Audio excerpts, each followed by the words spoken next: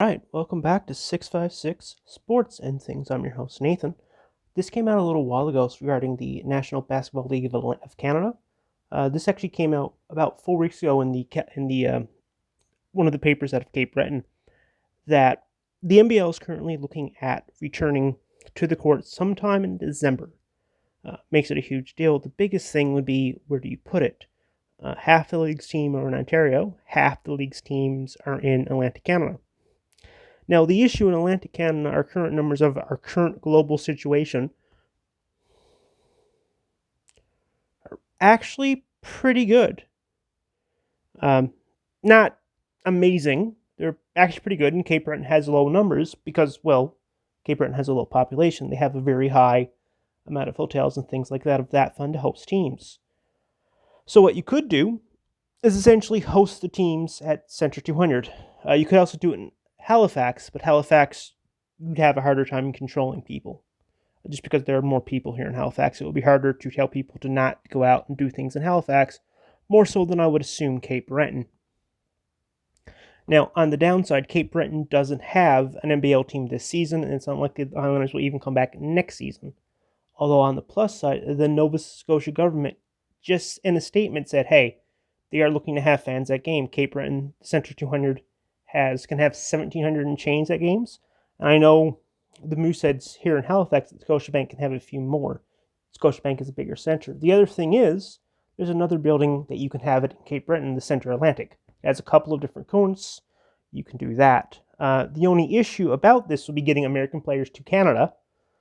They would have to, lock themselves down for 14 days, and it will be really hard to get revenue out of it. Historically, the Cape Breton Highlanders have trouble drawing fans to games, but you can look at the entire NBL has problems getting fans to games. So it could be a way to generate some revenue quickly, get some teams out there, get it done, wait for next season, see what happens. On the other side, the only way to really make this feasible, now the owners would have to take a loss. That's nothing coming out of the ordinary. The owners would have to take a loss. The owners usually take a loss. It's the NBL Canada. The owners take losses almost every year. But how much of a loss would the owners swallow? If you could bring games out, best kind, bring fans to games. But the only problem is in the NBL, it's hard to bring fans out to begin with. And there's also problems with the Eagles as well, but we won't go there. So what do you think? The league is supposed to start in December. There's nothing official about it yet, but they are looking at starting in December with a 20-game regular season. If you have teams in one area, if you have them at Centre 200 or if you have them at Centre Atlantic, you could potentially run a couple of games a day. So you could get it in, get your players in, get them playing, get them out, pay them, send them home to their families so they don't have to be without their family for 6 months of the year. Not being able to see them, not having them come in, and having to self-isolate. That would be a huge issue. And then Crown Championship. The Canadian Elite League just did this. They didn't have fans in. They had a league in Niagara. Went in within a month, hammered it out, shut the thing down, let everyone go on their merry way. And it worked.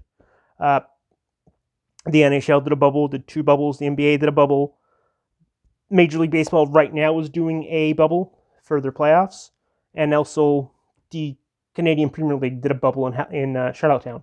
So a bubble makes sense. That does work. The problem of getting fans to turn out and watch it might be an issue. The National Basketball League doesn't have a TV channel. Doesn't have any TV presence, which would be an issue. And I don't know why this league never had TV issues. It should you can at least get them on Twitch. I don't know what steps you have to take to get on a Twitch channel, but come on. Impact has Twitch. Impact Wrestling has Twitch. A bunch of small independent companies have Twitch, so it's not hard to get a Twitch channel and get some revenue that way. It used to be on YouTube. For some reason, they took it off. Maybe it wasn't generating enough revenue.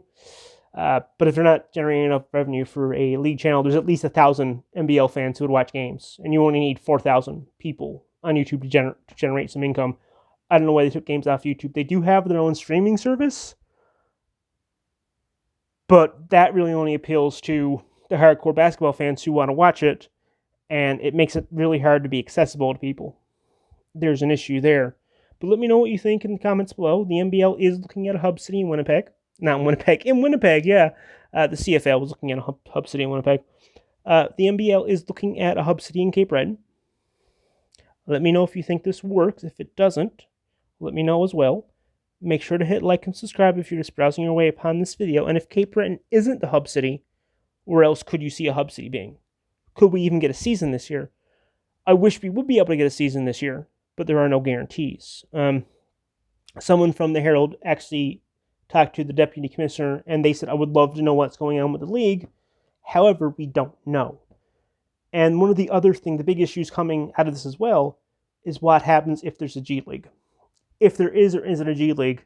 If there is a G League, it might be a little harder to get players, because players who try out for the G League, sometimes they'll get cut. Like any other team, like any other sport. You might be this close to making the G League, but this close still isn't close enough to being on a G League team. The G League typically plays people more than the NBL. So if you got a family to feed, you're more likely to go hunt that G League job than you are in the NBL. And even then you could go overseas, but if you don't want to go overseas, there aren't a lot of options for you. So the NBL could be an option for that.